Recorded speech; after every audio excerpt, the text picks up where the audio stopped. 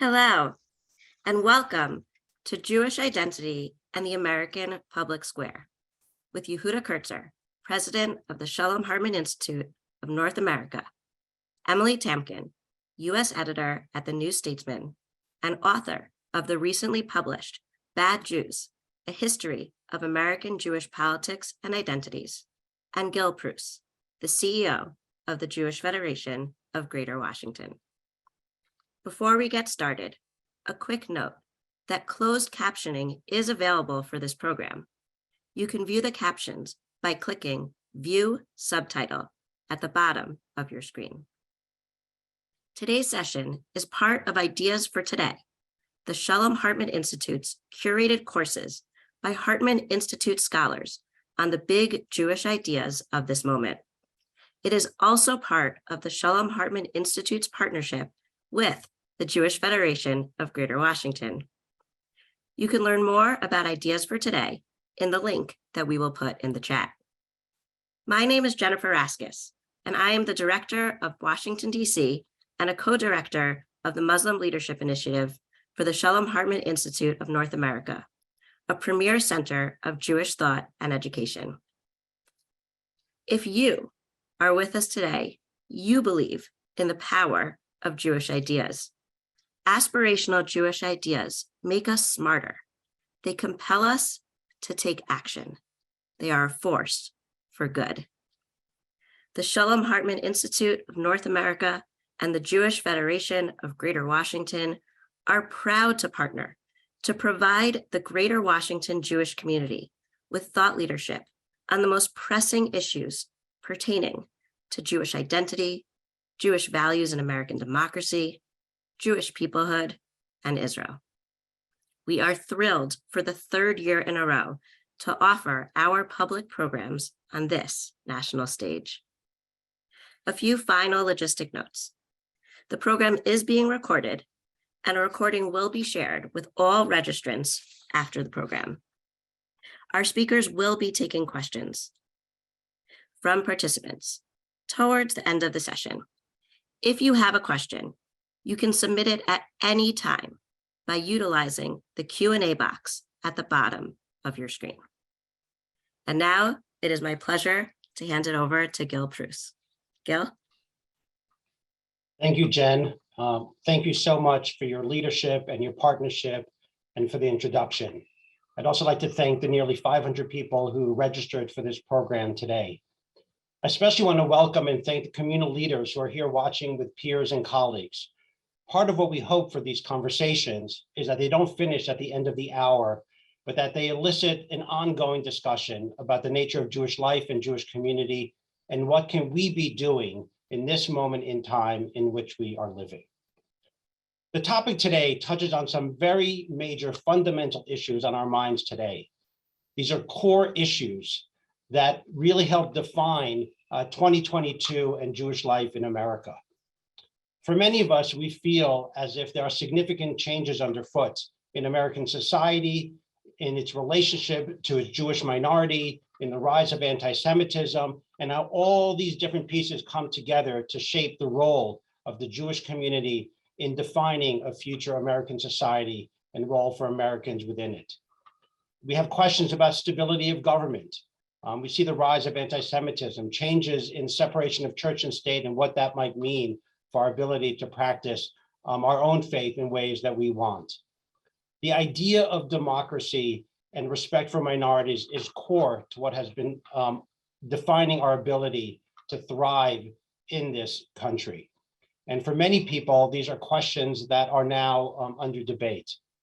The question that we'll be talking about today is, what does that mean for us? What does that mean for how we respond? How do we engage, particularly after we have been such a successful minority in growing and thriving within this American country in which we live? For the Federation, our goal is constantly to think about how do we build a more vibrant, connected Jewish community in the world today? How do we bring our community together in common purpose?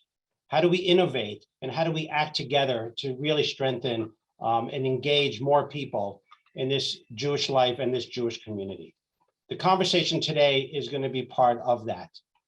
At the same time, we are seeing significant changes that we need to understand and we need to address. We're seeing changes in the United States and how it operates, and we are seeing changes in Jewish life. What does it mean to be an American Jewish society? What does it mean in terms of our relationship with Israel? Where do we go from here? And so one of the questions that we're going to be talking about today is how do we act upon these issues, the changes in American society within Jewish life? How do we litigate key issues as we help define the Jewish future? Both Yehuda and Emily are keen observers of Jewish life and where it's going, understanding the past of where we've come, and also raising questions about where we might be going as we consider the future. And so with both of them, they've raised many questions. What are the areas where we have agency and over the trends that are shaping our lives? How can we continue to build the connective tissue that holds us together as a Jewish community, even if we were to think of ourselves as a singular Jewish community? And what are some big issues that divide us? Or are there perhaps some issues that we need to fight against in terms of potential division that we must hold to keep us together? We're going to start off the program today, first with Yehuda Kurtzer presenting some ideas that he's been thinking about, and then Emily Tamkin presenting her ideas, and then we'll start into the Q&A. So Yehuda, turning it over to you. Great. Thank you so much, Gil. And again, as always, very proud and grateful for this partnership between Hartman and the Jewish Federation of Greater Washington. And in particular, because what we're going to talk about today is a lot of it is about noise about American Jews in public. There are so many incidents and stories that have been unfolding about American Jews in the news and in the news cycle. And it is tempting in any line of work that's around leadership or thought leadership to make everything about a hot take. And we could just spend, the next hour and a half just giving our various opinions about Kanye.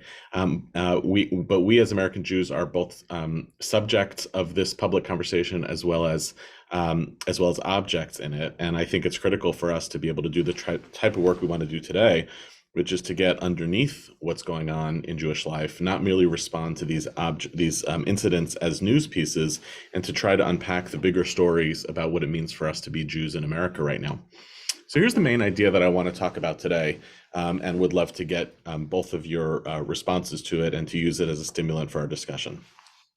As I see it, there are two ways of thinking about Jewish politics that have animated us as Jews in our history. The first that I would call diaspora politics, and the second that I'll call sovereign politics.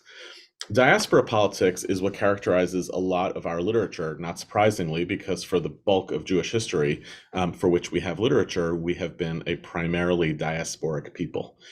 Diaspora politics assumes that Jews are on the outside of the political systems and structures. It describes the societies as belonging largely to others, and imagines Jews as sometimes citizens, sometimes stakeholders, but fundamentally on the outside of the political power systems. And then diaspora Jewish politics attempts to compensate for that, to ask, what do we need to do in order to preserve ourselves, our communities, our dignity within that kind of structure? What that means is that oftentimes Jewish literature on politics assumes that Jews are using the system rather than belonging to the system. There's a fundamental distrust that Jews are meant to have to the political infrastructure and the political system. So much of our Jewish literature imagines that it is a kingdom or a monarchy, and hopefully it's a good one to the Jews, and sometimes it turns out that it's not. And our job is to figure out where are our levers to maneuver within that system. Oftentimes, it generates a fear of what would happen to us when we're too deeply inside of it. So to use, for instance, the Book of Esther, which is, I think, the best Jewish political book that we have, it is a book that imagines Jews are not part of the political structure. And so what do we need to do is get somebody in on the inside. That's the first half of the book. And the second half of the book, or near the end, is a fear of what happens to Jews when we become too powerful. And Mordecai appears to be a kind of character who's taking out his vengeance on all of his political enemies. What's important, however, about this political system as it relates to Jewish identity is that Jews learned to not tie our identity or values entirely to those systems. There's always going to be a Jew on the inside, and things that we're going to do in order to ensure that the society stays friendly or hospitable to Jews. But we're never going to confuse the society itself for the Jewish value system. We're never going to confuse the values of what we need to do to survive in a political context with what we would consider to be Jewish values. In other words, and I think this gets at something you alluded to before, Gil, we assume that our polity, the Jewish people or the Jewish community, is something separate from the larger polity of the society to which we belong.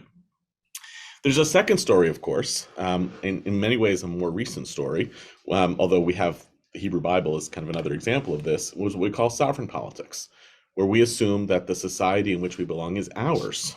It's a very different approach to belonging. You have a lot more power at your disposal. You control the variables of your society, but you're also then complicit in its failings, right? If you're in charge, you can't blame the moral failures of the society on anybody else. And it's hard to separate out a Jewish polity. If you are in charge of the society, there's no difference between the Jewish people and the society itself. And it's going to be likely when that happens that different Jews or different Jewish communities are going to have different value systems within that larger polity. So since 1948, obviously Israel is the great experiment for the Jewish people with sovereign politics for Jews. And I would say the record is mixed. In some ways, it's extraordinary to see this project of the Jewish people being in charge of our own civilization. But when we watch the ways that like corrosive and immoral ideas can become part of the political structure, there's nobody else to blame but us, right? That's the big experiment with sovereign politics. But I would argue that actually since 1948, maybe a little earlier, maybe a little bit later, it feels as though American Jews are also engaging with an experiment in sovereign politics, both because we're influenced by Israelis. We watch what's possible for Jews in a public square in Israel, and I think American Jews are kind of envious of that. We want that for ourselves too, to show up fully as Jews within the American public square. But more than that, because we belong here, because we are Americans. We are not a community, this is confusing to anti-Semites who want Jews to return to the places we come from. I'm not going back to Ukraine and Poland. I'm not returning to there. My home and homeland is here, and I have this interesting and complicated relationship to the other homeland of the Jewish people in the land of Israel. We're no longer diasporic by circumstance, we're diasporic by choice. We have decided to make our home here in America, and we're acting that way. And what's fascinating to me about the kind of breakdown of the notion of a Jewish polity is it's not just, as some sociologists argued, American Jews don't care about peoplehood anymore. I don't think that's it. It's more that we've seen the possibility of what we might be able to attain through a different political operating system as Jews in America, to participate as stakeholders and people who are kind of in charge, like everybody else. I'm not saying Jews are uniquely in charge. Jews are in charge like everybody else. So we lose the ability to describe our politics as diasporic, and with that goes the question of our polity. And as a result, and I'll wrap up with this, I think Jewish identity and Jewish politics are becoming inseparable. Minute you tie your value systems into the political structure, these things are inseparable from one another. And the question I wanna open with is it worth the trade? Does belonging that comes with being enacting sovereign politics as Jews in America comes with real loss about whether our value systems, right, our Jewish value systems, are something indifferentiable from the political value systems that are available to any Americans. This is not just liberal Jews, although liberal Jews get accused of this a lot more, right? Liberal politics are indistinguishable from liberal Jewish values.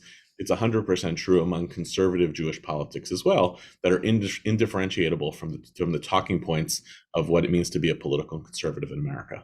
So I think what I want to lay out here is this is a big story that the Jewish people have held for a long time, two stories of what it means to be in politics. We as American Jews are doing something really unusual, which is rejecting diaspora politics, even though we're a diaspora Jewish community, enacting a kind of sovereign politics of at-homeness But it's coming at the cost of a notion of a Jewish polity, and it might even be coming at the cost of being able to talk about Jewish values as in any way separate or distinct for American political values. Let me stop there and turn it over to you, Emily. Thank you, Yehuda. Emily? Thank you for that, Yehuda. And I should first say thank you both to Shalom Hartman and to the Jewish Federation of Greater Washington for including me in this event. As was mentioned, my recent book, Bad Jews, looks at the last roughly century of American Jewish politics and identities and arguments, and focuses on how we've tried to figure out what it means to be Jewish in America. So as Yehuda was speaking, I was thinking about this anecdote that I have in my book, which is that when President Truman comes to power, Jewish institutions start to panic because unlike in FDR's administration where there were many Jews who they knew who to call, they didn't really have a guy in the Truman administration. So they find this one person named Eddie Jacobson who knows Truman, and they sort of send him to the White House to advocate for White House support for the creation of the State of Israel. It's funny to me to think about that now when you wouldn't have an institution necessarily just calling a guy to go to the White House. You would have Jews in the White House, right? And that is true of Jared Kushner, who, was in the Trump administration, as we know, and, was tasked with creating peace in the Middle East, the Abraham Accords, etc. But that is also true of incoming Pennsylvania Governor Josh Shapiro, whose opponent's wife said, as they were throwing this anti-Semitic bile against him, said, well, we like Israel more than Josh Shapiro does. So you now have, you don't just have Eddie Jacobson going to the White House, you have, as Yehuda is saying, Jews themselves involved in politics, but they don't necessarily agree with what the message to be delivered on Israel, on anti-Semitism, on anything else should be. With that in mind, I have 3 questions that I would like to throw out for conversation. The first is, we speak about the American Jewish community. I think, especially when you're in institutional spaces, you hear this, the American Jewish community. And I would offer that actually we have American Jewish communities, that there is not one, that there are some of us who are in more than one, and that these are connected. And there are some ways in which we're all connected, but there's also there are also ways in which we are quite distinct. What does that mean? If we accept that there are communities and not community, what does that mean? But also if we don't accept that and say, no, we're all one, what does that do? The second is that one often hears, well, if we're not one community, how can we rally around threats? And to this I would say, do we even agree on what these threats around which we're supposed to be rallying are, right? So we hear often the rise of anti-Semitism. Well, are we all talking about the same thing, right? When the ADL, I don't mean to pick on the ADL, but when the ADL spends time talking about Ben and Jerry's selling ice cream in the West Bank, is that what most American Jews consider to be the most pressing anti-Semitic threat at the moment? And then finally, I guess I want to sort of throw Yehuda's question back, which is, if the question is this trade-off worth it? I guess the question that I would have is that given that this trade-off has happened, right? Given that we do live here as though we belong here now, and given that we do have Jewish people engaging in politics as politicians, and given that all of this is happening, perhaps we could, not instead, but in addition ask, okay, now that this trade-off has happened, what do we do about it, right? How can we make it such that the trade-off is as beneficial, however we're defining that, as possible? So that is my short spiel. Thank you, Emily. And so definitely the questions in terms of nature of community versus communities. If we're communities, is there anything that we can rally around and keep us together and coherent, especially within the realm of sovereign politics? Is there anything that actually, it used to be self-interest to a certain extent that kept us together collectively, even though we can argue about that. And then finally, your last one is, kind of, okay, so we're here, what does that mean? So look, we're going to come back to that in a second. I want to start though with one question to Yehuda, because one of the things that you've spoken about in other contexts has been this question about, is America different, right? is, and I'm sure you've phrased it better than I will, but basically the idea is, if America is not different, then we know how the story ends up, right? I mean, we have the narrative of Europe and other countries where we know the history and we know how it ends up. If America is different, then we don't know how it ends up, and we don't know the script that we need to use to shape kind of what the future looks like. And I think part of this question that you're asking now about sovereign politics is, what does that look like in a world where America is different, potentially, or not? And how does that shape us? And so first of all, I guess I wanted to ask on that and push a little bit, is this question about sovereign politics and where we're going a concern that we're, kind of, is it an answer to one or the other frame of about the future of American Judaism and what it looks like? Yeah, well, so I appreciate you started there, because it kind of gets to one of Emily's points as well, which is, well, this is what it is. Now let's figure out what to do next. I don't view this, I'm not describing this as a problem. So like I said, I think that a whole bunch of the kind of sociologists and historians of doom of American Judaism have been looking at the ways that American Jews behave and say, therefore, we are going off a cliff, whether it's demographically or politically. And I actually find that to be really counterproductive when the choices that people are making are the inevitable choices that they're going to make, and maybe good ones, right? So a lot of this is the result of like really unique conditions that American Jews have at our disposal. And I certainly would hate to set the clock back, right? In terms of structural anti-Semitism that would prevent Jews from being able to enter the political system, anything like that. Obviously, I don't want that to be the case. The problem with the question around is America really different is that, I don't know, there's something like, how do I answer this? If we always use historical examples that may seem comparable, then I have bad news about sovereignty in Israel. Right, like that also has in our history has tended to end badly. So it's more useful to say, can we learn something from previous incidents or examples where it felt like the Jewish community was riding high, than to say, is it inherently or fundamentally the same as circumstances that we faced before? Now, all that said, I think there is something unique about the American Jewish experience. I don't think it's the same as German Jews, for instance, felt in the 20s, where if you read, the best history I know of German Jewry, which is Amos Elon's The Pity of It All, where he talks about like there's a thread of a sustained anti-Jewish hatred that persists throughout all of the gains that German Jews make around emancipation and enlightenment, and never goes away, so that it just kind of it's like a pilot light and then it just gets inflamed when, and obviously that continues to exist in this country as well. But the level of social, political, and other penetration that Jews have been able to make in this country, that and by the way, this is true for us too, we identify ourselves as part of the DNA of who America is and what it's supposed to be. That just feels fundamentally different. The only problem is you say that, and then it's unfalsifiable to say that this is going to fall apart. It's totally an unfalsifiable position. But I think we have to lean into that and say there's something extraordinary that American Jews are achieving here. And then I agree with Emily, then we have to ask, not how do we set back the clock to diaspora politics, but ask, okay, the same way that the state of Israel is struggling with the question of what it means when you have bad and good ideas of what Judaism should be that characterize Jewish politics, I think we're kind of encountering the same kind of challenge here as well. So if we're in this context right now and kind of using both of and this may be hopefully an appropriate characterization as opposed to a mischaracterization, you'll let me know.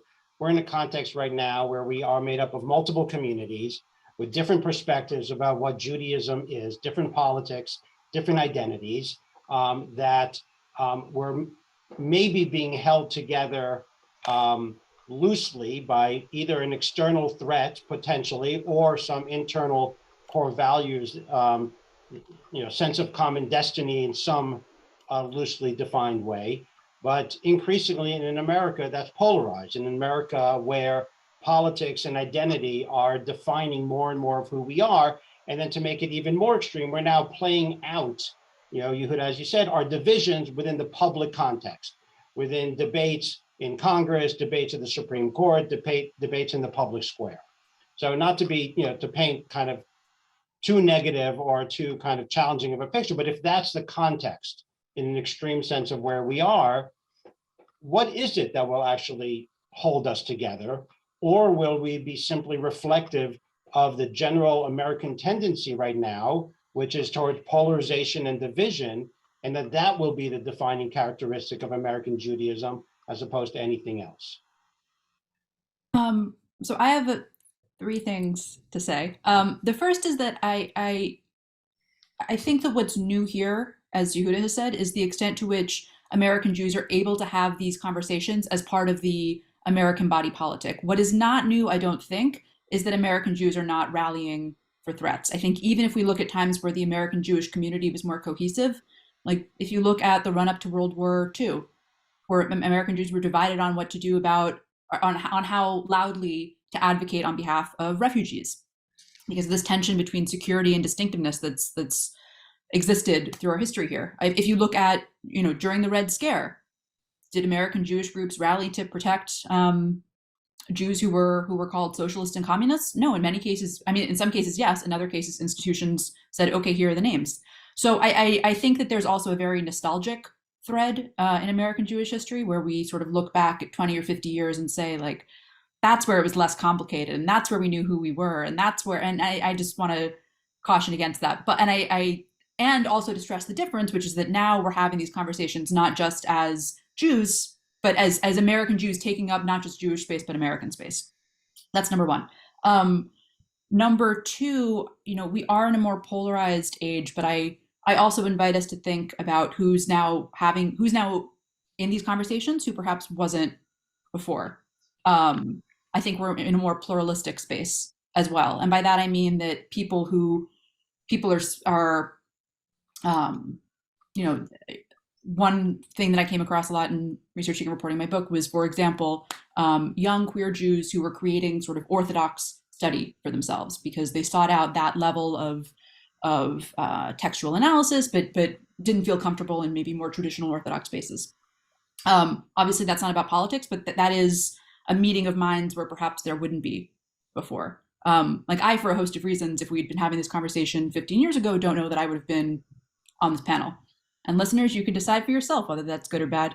And then finally, I guess I would say that, Gil, I'd really like to hear from you as the person who's sitting at the crossroads of American Jewish community in terms of like thought, this community is a place that we imagine, and American Jewish community as Jews who live in the greater Washington area, and as somebody who's engaged in this in both on the ground practice and theoretical, hand wringing or whatever you want to call it. Yeah.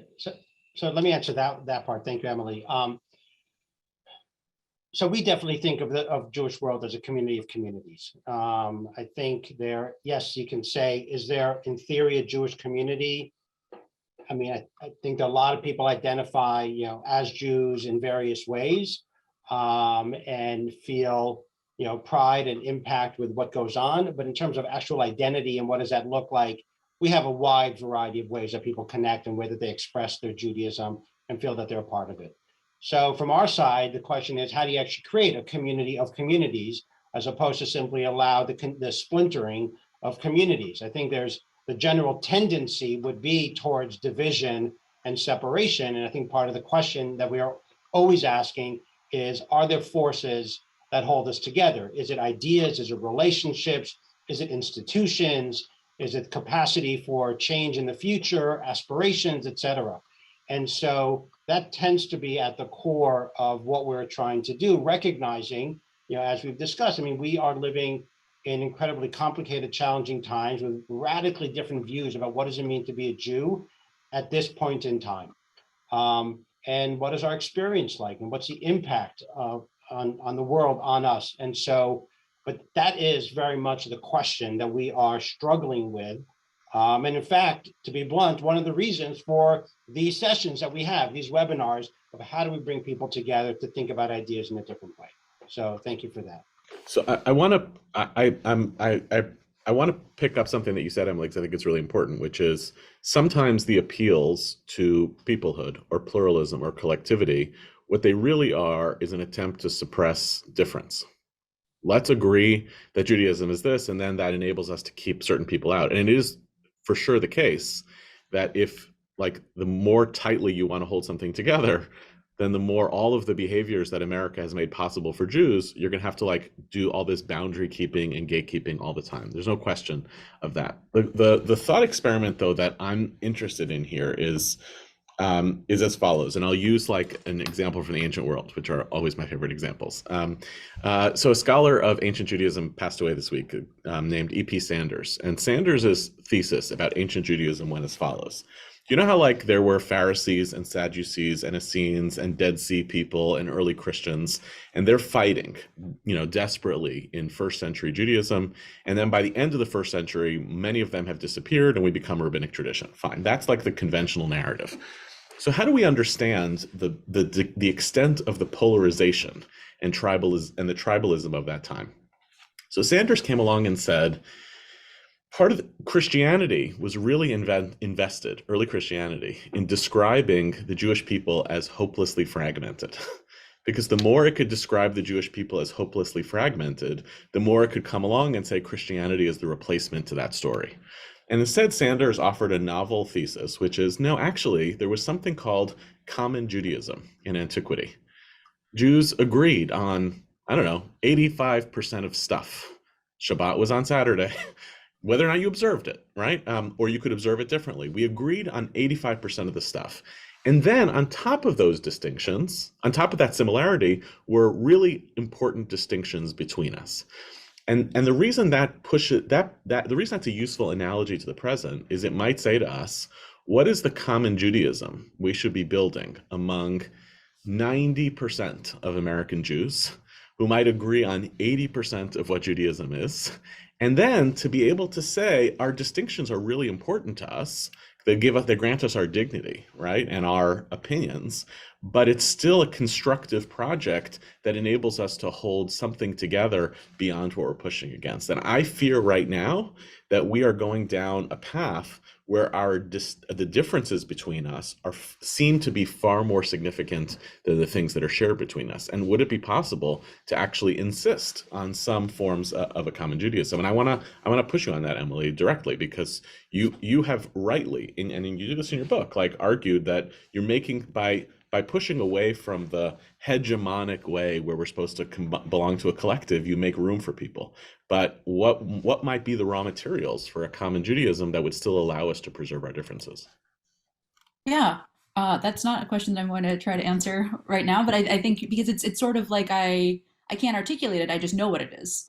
And I think I would assume that many people listening to this feel the same way, where they're like, okay, yeah, like that's a Jew. Not because of any physical attributes, not because they go to a certain temple, but because they understand a certain shared something.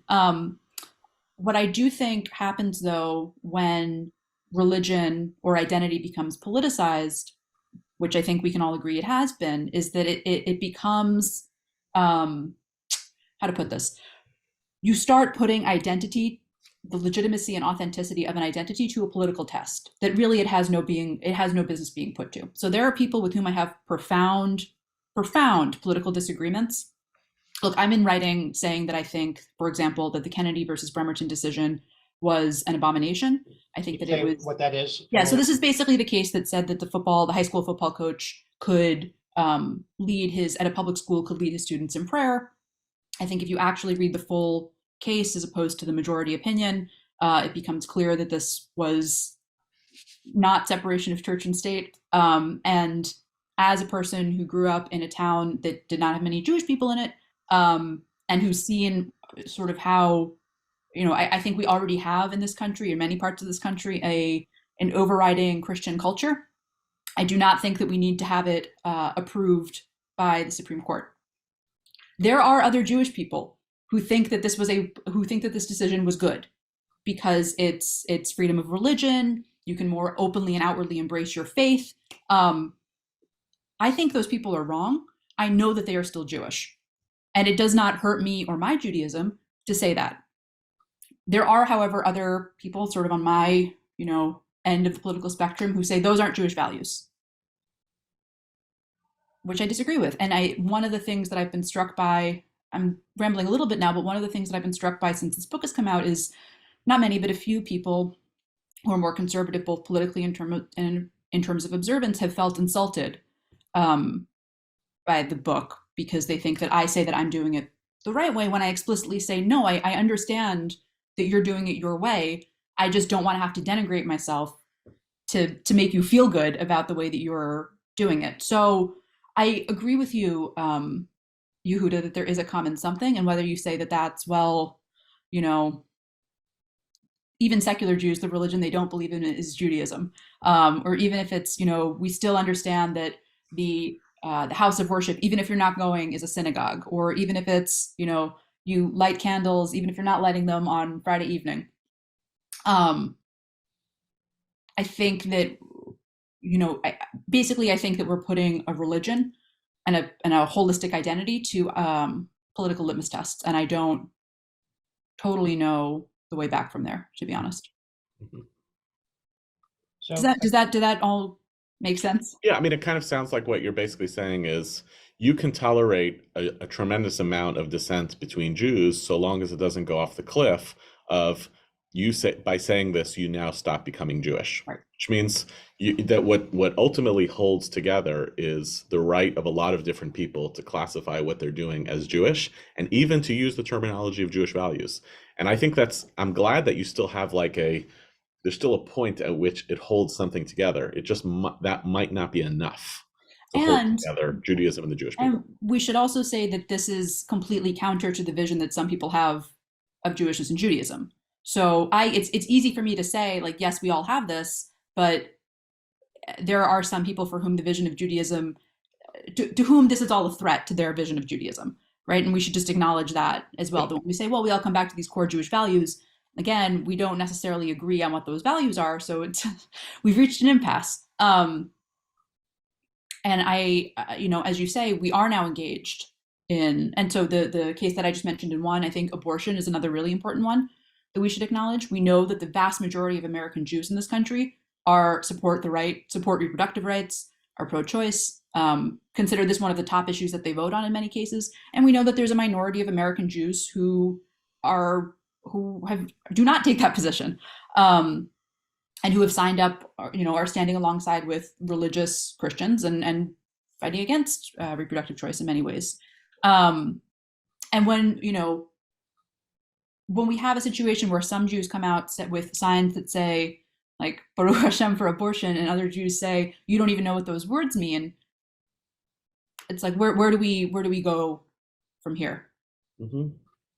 So I guess, I mean, to a certain extent, I mean, and kind of I want to continue some of this about the role of the debate, because one of the issues that you've raised is kind of the feedback that the debate in the public square then has on Judaism, right? It's not just that we have different views that we want to play out, and then we use our internal Jewish arguments playing out in the public space, right? Using American institutional power to debate issues, right? And as I was preparing for this, I mean, whether this is, touching a third rail or not, I mean, one of the first ones that did it in many ways was J Street, right? I mean, saying we're going to use the American government to shape Israeli policy as opposed to the debate within. Now, people may agree or disagree with J Street, and people will say, well, maybe AIPAC was the first one to do it, and J Street was a response. And we can, I probably just elicited a good 30 to 40 questions that are going to show up.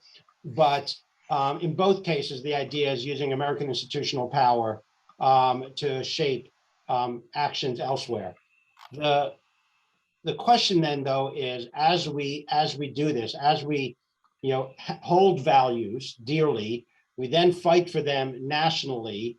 What impact does that have on kind of how we understand Judaism, right? So, Emily, I mean, you raised the issue of abortion. Now we can say, according to Jewish law, there's certain, beliefs. Now, we can debate what are the core beliefs around abortion within Judaism.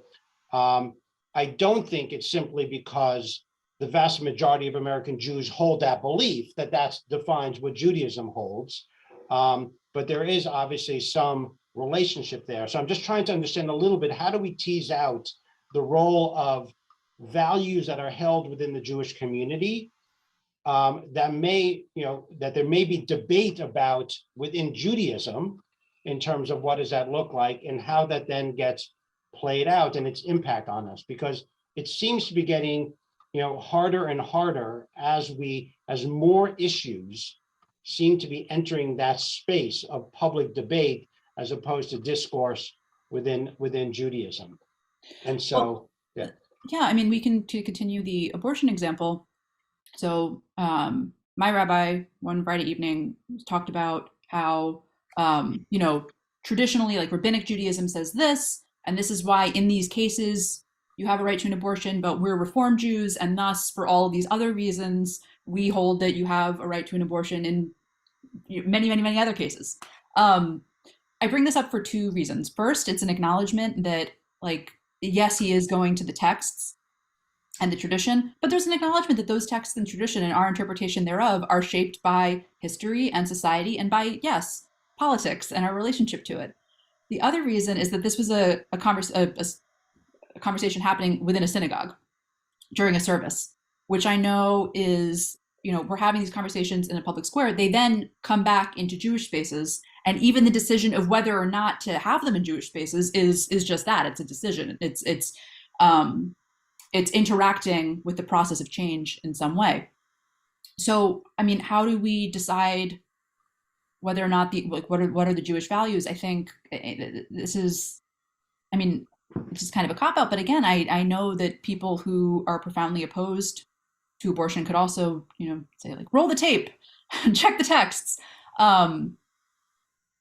So that doesn't, I don't think that you can win in a Torah study off on these issues. And I do think that it's important to acknowledge, like, look, I often say my religion says that I have a right to reproductive choice. That's true. But my religion isn't just Judaism, it's Reform Judaism, specifically Reform Judaism as I, Emily, am practicing it. So many American Jews agree with me on that. But again, to your point, that doesn't necessarily make it Judaism, although, and I think perhaps we could talk a bit about this, at some point it does mean that most American Jews are doing things a certain way.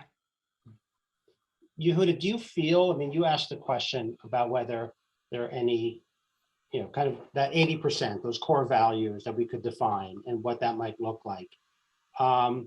In today's kind of American Judaism, do you feel that either it exists or it's possible to seek to try to create that? Or are we beyond that point already in American Judaism? I definitely think it's possible to create it. The reason I don't think we're beyond it is I don't think it's ever been seriously tried. I think that what happened was different theories of what Judaism says about politics have emerged, partly because people have conflated our Judaism with our politics, but also because people think they can win. And they think they can win politically, and they think they can win in terms of, like, how the world is going to see what Judaism means. I don't think they can win. I don't think either can actually win. I think all they're doing is basically setting up a fatal clash between two narratives of Judaism that are fundamentally incompatible. And in the long run, it's actually worse than that. In the long run, what we're telling the members of our people is that Judaism is basically a language you use to engage with a certain set of political issues, which is ultimately weaker than engaging directly with those political issues. I was meeting with a group of learners recently who basically they're politically liberal on a whole bunch of issues. But the reason that they started exiting the synagogue was because they said it was indistinguishable to me what I was hearing in synagogue with the political opinions that I already hold. And they said, but if I wanted to spend my time, fighting climate change, I don't need to do it through the synagogue. I would actually just find the better nonprofits and NGOs than my synagogue to fight climate change. And I'm not sure that a cherry-picked version of Torah on climate change actually connects me to Torah. All it does is reaffirm the things that I already believe about the world. So what we're talking about here is finding a way for Judaism, for Jewishness, to be a set of thicker commitments that sometimes, of course, have to be correlated to our political commitments. But I think, Emily, when you described this, when you talked about your rabbi, what's powerful about it is that your rabbi was showing the work. They're saying, like, here's how I read these texts. You're acknowledging that somebody else might read those texts in different ways. And what you're really doing is inviting people into the process of learning and engagement with Judaism as a multivocal and multivalent tradition in ways that are totally different than our narrow, cherry-picked version that we need for our politics. I'll give you another great example of where we could do this better. Right. So with the apologies for citing a different federation on a federation Zoom call, but that was a great example. And maybe DC did this also around the time of the Iran deal in New York Federation. I really admired the way they did this, which is I may even have said this on a previous DC Federation thing. What they did was they said, listen, a lot of Jews have really strong opinions about the Iran deal and whether it's good for Israel, good for the world, good for the Jewish people. We know that there are plausible arguments on both sides of the deal. Our job is to curate the most sophisticated analysis that may lead to a variety of different conclusions. And therefore, if somebody wants to come through the Jewish community to engage on this issue, they're going to hear from people who are in favor of and opposed to it. And we are curators of the multivalent, multivocal positions here. I thought that was really powerful because the easy thing to do is to say Judaism says oppose the Iran deal because the state of Israel overwhelmingly did. That would have been the easy way out. But instead, they were trying to hold together a community and saying that there's something larger than just the particular political outcome here. Now let's see, could we map that out on a whole bunch of issues, school prayer, on abortion, on Jews in public, even on anti-Semitism? What does it look like for a Jewish community that says, here are the ways that you could take the raw materials of Jewishness, Jewish identity, Jewish peoplehood, Judaism, all of that stuff. And here it's legitimate. You might come to this conclusion or that. And when it comes to the ballot box, we're going to vote on the basis of our convictions, but we're not allowing that richness to become identical to those political choices that we make at the ballot box. So Emily, when you think about kind of the various cases that you kind of researched and talked about in your book, how does that play out within those various ideas and tensions that existed within the Jewish community over time? It's a great question. I think, well, to be honest, listening to Yehuda, two things occurred to me. The first is that one issue that really, it's ironic because it interacts so much with the American public square, but I think the conversations are really still, and this is one area, a very rare area where first and foremost, it's mostly a conversation happening among Jews, is about intermarriage and what intermarriage, like whether or not, are intermarried Jews still able to show up as Jews in Jewish spaces? What about as Jews in American spaces? How do you distinguish between American Jewish spaces, I think is another conversation. So that is one that, because when you think about it, it's really about how that issue, part of the reason I think that issue gets so much attention from American Jews in American Jewish history and from some American Jews still today, is that it's about the issue itself and it's about law and tradition, but it's also about how assimilated are you? How acculturated are you? Are you still distinct? So it's about this relationship to other people, but it's not a conversation that's really legible to those people in the same way. So that's one. The other one I would say is Israel, which I think for a while was as we know, in the mid 20th century, late 20th century, was the issue around which many American Jews rallied politically. My grandfather was a politician who was Jewish up in the greater Boston area. This was the most important issue in his life. But on the other side, what does that do when it's not just about, okay, who am I as a Jewish person? Who am I in relationship to my own government? You have another government and another state that's also factored into that conversation. And what does it mean if I show up as a Jewish politician who's super pro-Israel? And what does it mean if I'm showing up as a Jewish politician who's more critical of Israel? And how does criticism of Israel factor into our understanding of anti-Semitism? And I think particularly with the new constellation governing Israel, I think this is going to become, this is not like a controversial, this is not like a surprise. I think it will increasingly become a conversation in American Jewish spaces. To what extent do we factor in the Israeli government and our own understanding of Jewish identity and of anti-Semitism? Thank you. If I could just, I want to just pick up on the intermarriage thing. Yeah. One of the things that, so I am with you entirely on, like, this should be something that where it's genuinely possible to talk about this in the Jewish community, because it's simply a reality of Jewish life. One of the things that I feel I've observed happen over the span of the last 20 years is that 20 years ago, the conspiracy of real silence around talking about intermarriage was because of a despising of and an attempt to keep intermarried Jews out of Jewish communities, or at least out of the spotlight. One of the things that I think has happened more recently is a refusal to talk about intermarriage because the very activity of talking about it is considered is actually considered exclusionary. And I think there's got to be somewhere in the middle where real conversation in conservative synagogues, for instance, in America, where it's essential. You're caught genuinely between a legal halachic movement that doesn't know how to fix the challenge that it faces around defining Jewish identity, and the reality that the overwhelming majority of, at least not the current members, but the next generation of would-be members are themselves either intermarried or products of intermarriage. So I guess I'm really, I want this to be a real conversation, but how do you talk about the things that people feel are about their identity in a way that acknowledges that the issues are hard and doesn't simply exclude people? Like, would your congregation having like a real study session around intermarriage be a fundamentally exclusionary act because it was interrogating your identity? Well, we should say that the conservative movement has hired we know the Karen McGinnity now works with the conservative movement to have exactly these kinds of discussions. I think, to add another challenge on top of that, I think, again, it comes back to the conflation of the religious and the political. Because it's one thing to say, and we should, for those who haven't read the book or don't know me, I'm not unbiased on this issue. My husband's not Jewish. And here we are. I think that it's one thing to say, Emily, I have this different halakhic interpretation. These are the reasons that I just can't get past this. Okay, I won't go to your synagogue. It is a different thing to say, to write as someone did in 2021, saying these intermarried Jews don't take Jewishness seriously, and thus we don't have to listen to what they say about Israel. Or as the reviewer in a right-wing publication wrote of my book, this just goes to show that intermarried Jews don't take Jewishness seriously. It's a book on Jewishness, but never mind.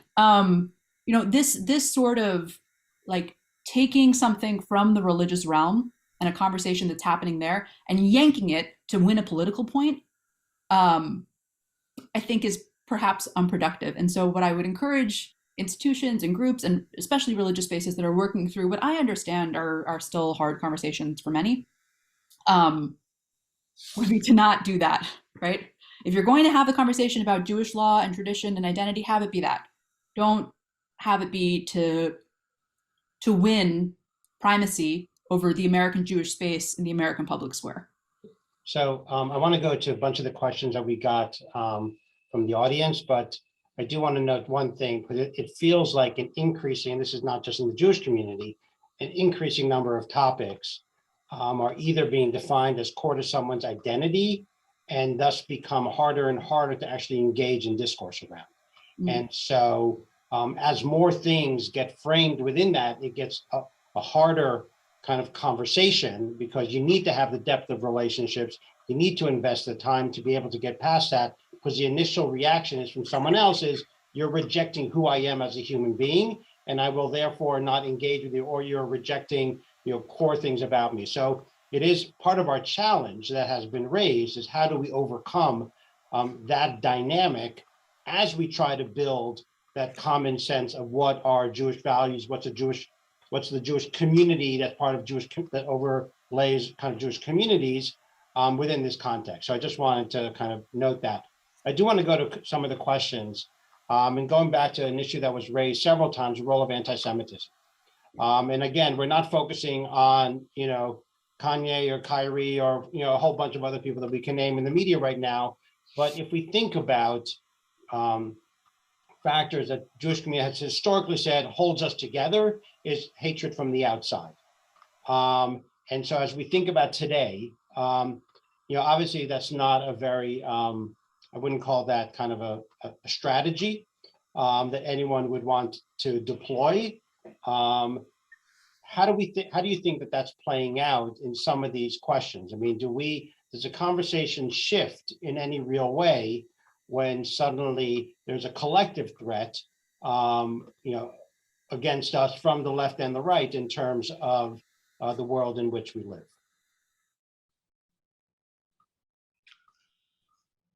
Well, I mean, this is the worst hot mess that we have as a Jewish community, because it's literally the one thing that Jewish communal institutions should exist to respond to, right? The fundamental safety and security of Jews in America. That's the baseline. But they lack the capacity, partly because there's a lot of distrust of institutions in general, partly because they have played severely into the partisan political culture that's around us, and partly because everybody wants to go at it alone. Totally failed and continue to fail on the capacity to organize the Jewish community to respond to anti-Semitism. I would think that, again, this could be the baseline commitment. But we have like a 15, 20-year track record of a refusal to actually do what you would do to respond in serious ways to anti-Semitism. Now, the good news is, I think anti-Semitism is very bad, but it continues to be seen by Americans as bad. Yeah. As long as it is seen by Americans as bad, it's not as much of a threat as other times in history when it was never, like, the German public never thought anti-Semitism is bad. It was just down because the power structures were not particularly anti-Semitic. But when they went looking for a scapegoat, the people already holding a baseline anti-Semitic position was easy to exploit. That's not the reality that we currently face in America. But if we want to see something different here, Gil, we just need I just don't see the institutional structures of Jewish life capable of responding to this if they can continue to operate the way they're operating.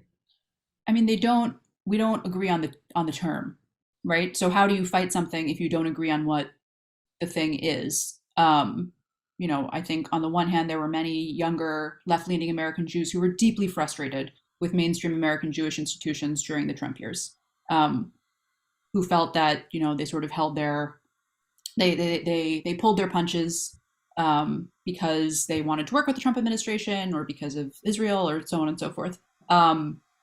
There are also those on the right who think that these organizations have become completely left-wing, right? So how do you rally when that's your starting point? And I also, to Yehuda's point, I think it is incredibly important that we acknowledge that most American Jews, most Americans today do not think that anti-Semitism is good. In part because I know that we live in extremely scary times, but I think if you're walking around, fearful that everyone around is hating you, it's not a productive way to start fighting back, and it's not really an enriching way to have an identity. So it's like that fear itself is limiting. But we should also say that there are certain things that have been coded as acceptable anti-Semitism for many. So my first book is on George Soros and conspiracy theories against him, and why the word globalist can be a dog whistle, or elitist cabal can be a dog whistle, or a picture of an octopus can be a dog whistle. And when you have the leaders of major American Jewish institutions, one leader in particular comes to mind, saying, actually, that octopus comic is fine.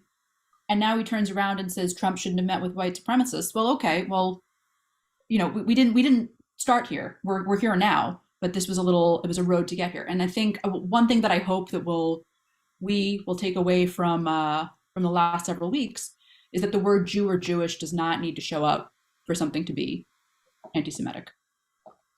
I want to add one other thing on this, which is something I said to an Israeli reporter who was writing about this and who wrote about it in Yediot in Hebrew, which I was really excited about to speak to an Israeli audience on this, who was trying to understand what was going on with kind of the alleged rise of Black anti-Semitism in America. And I emphasize two things. One is the fact that there's a history around a set of relationships and issues does not excuse anti-Semitism, but it is insane if we take this as anti-Semitism and don't address the question of Black-Jewish relations in this country. And again, it's not like I need to understand why somebody hates me, but I might be helpful to understand why there's a climate that's more sympathetic to conspiracy theories. And that's because by and large, the American Jewish community has treats Black-Jewish relations as an issue for nostalgia and patting ourselves on the back. So what do we look? How do we actually take this seriously? And the second piece I said was we have to listen to more Black Jews on this. It's critical. Folks who sit at the intersection are best capable at adjudicating some of what's going on between these communities and speaking in between. And that's a move, again, that feels counter to institutional behaviors, which is, oh, actually, who do I amplify in this moment, as opposed to how do I get, tweets in response to my own response? And the third I said is the last thing that the American Jewish community needs right now in response to anti-Semitism is sending like the envoy, Noah Tishby, to show up on college campuses and to agitate, which has happened, which is to say, sometimes what you need from your friends, aka Israelis, might be the question of like, how do we as the state of Israel support the American Jewish community trying to figure out a problem that's in an American idiom, as opposed to taking away the agency of American Jews to solve that challenge by making it about the state of Israel, which kind of, it's like you're fighting a fight with someone who's your own size, and then like a gorilla gets on your back, which you would think would be in your interest because it's good to have a gorilla on your team, but is actually weakening your capacity to fight your own fight. Maybe that's a terrible metaphor. My point is like, how do we have to be able to be willing in moments like this to say, we as the Jewish community, if we are actually part of the sovereign politics here, this is our fight to try to figure out, and not just allow it to be, taken over by the state of Israel. So I guess that touches on a question which has been raised by different people, which is about different generations in America and the impact that different generations have, or the relationship that perhaps different generations have with America and their role here. And to a certain extent, even going back to where we started, is the shift from diasporic politics to sovereign one of a new generation. I remember when, this is many years ago now, when Joseph Lieberman was nominated to be a vice presidential candidate.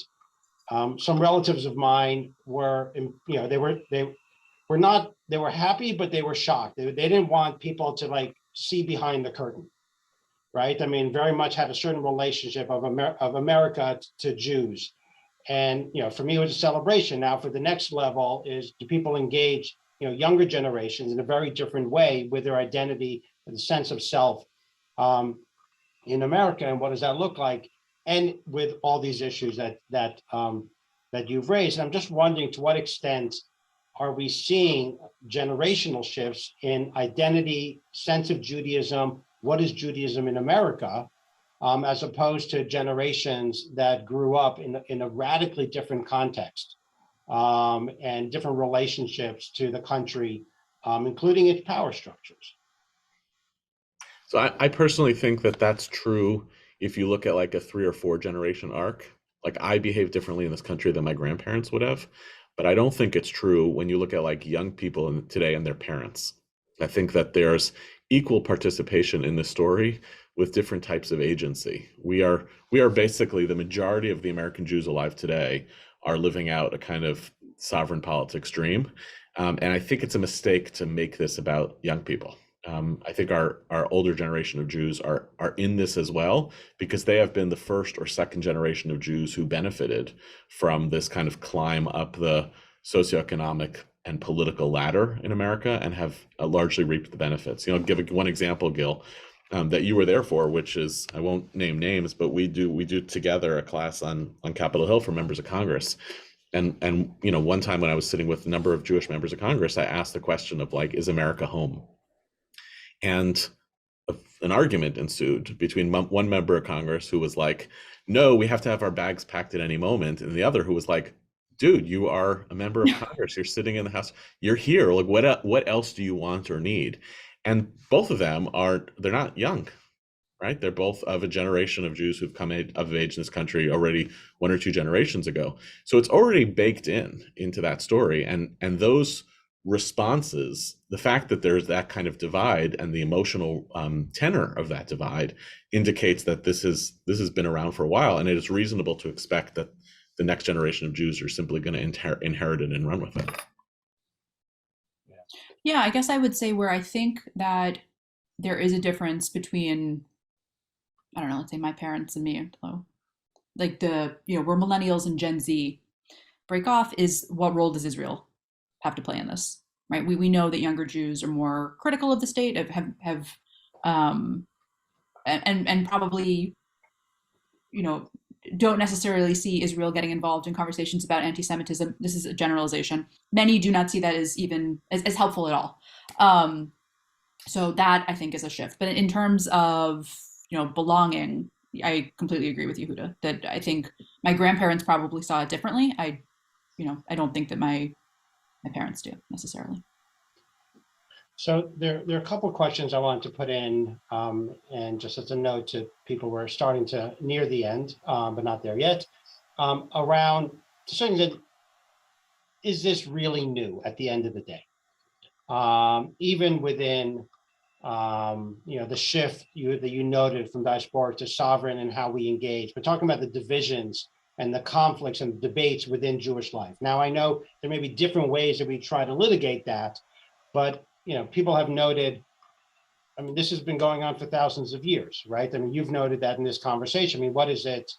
And so the degree to which these divisions, debates about, what are the core values, what defines someone as a Jew, what puts them outside of the community, so that they are no longer part of the Jewish community.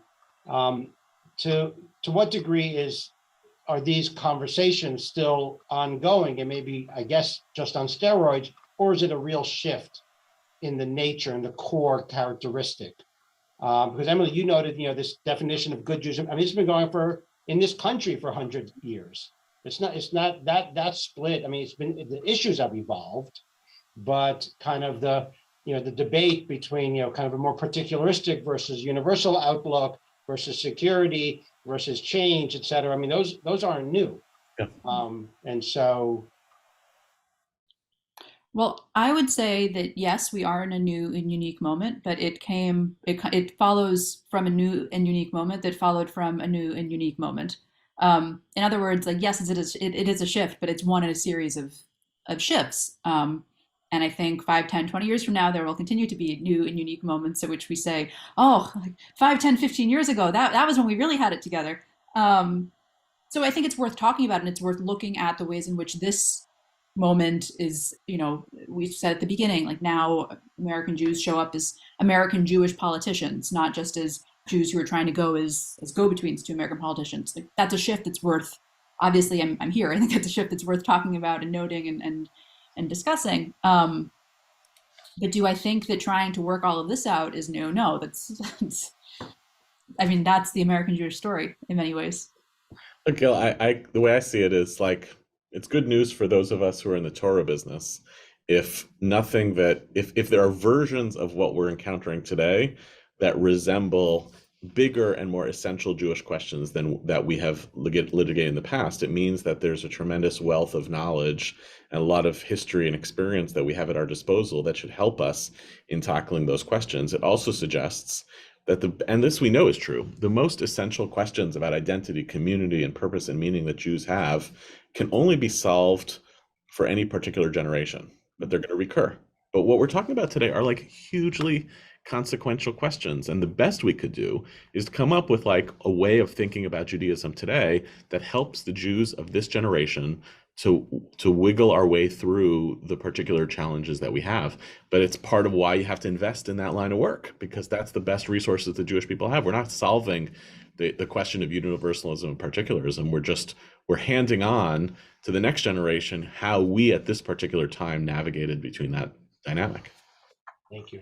And I guess, building on that, but you really started to answer my second to last question, which is kind of, what are the strategies, activities, and behaviors that we as leaders, can use to kind of address this? And obviously, you raised kind of a critical strategy that we can use.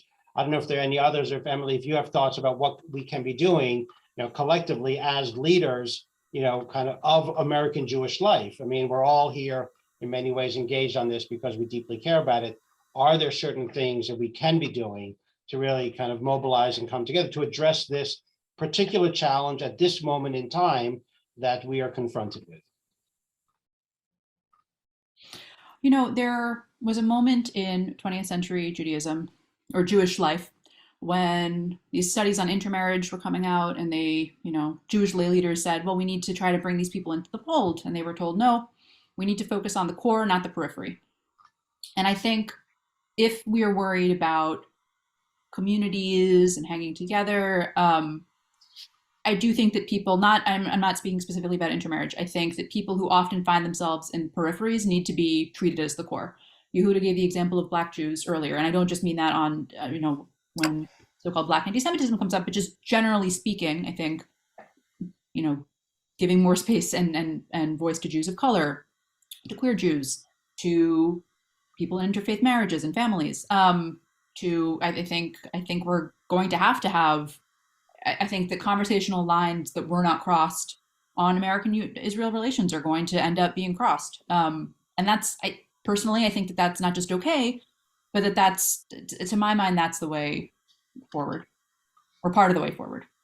So I would say more context like the one we're doing today and at scale, that I don't believe in unity for the sake of unity. We talked about all of the limitations that creates, the ways that people get silenced, but sometimes there are ways you can enact the values that you care about. And one way is you bring together a lot of people across difference, as Emily also just mentioned, and then do the things you can do together with them, which are talk, right? Learn together, talk together, not always assume that the way we enact unity is through a rally or protest, signing on to a letter, etc.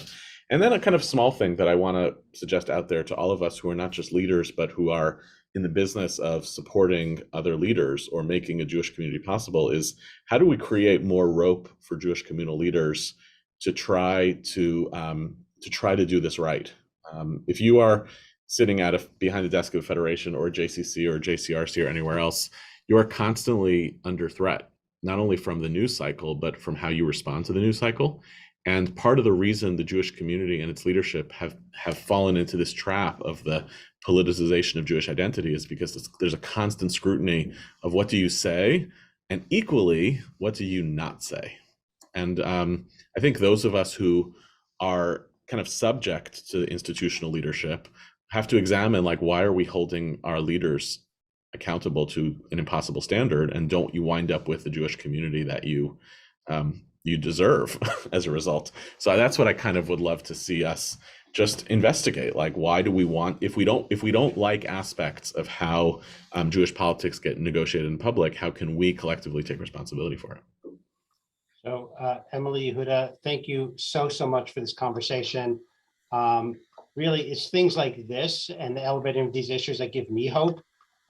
There are a lot of challenges that we collectively face as an American Jewish community. I do believe that one of the ways that we will tackle them is through discourse, through elevating issues and creating spaces where we can actually confront the biggest challenges that we have as a community. We can't always define them up front, and the issues will change from year to year and generation to generation, but the culture that we build, our capacity to talk about them, in many ways is going to be what holds us together. And so both of you, thank you for the work that you do, for your leadership, and for being part of this incredible conversation. And I will now turn it back to Jen to close.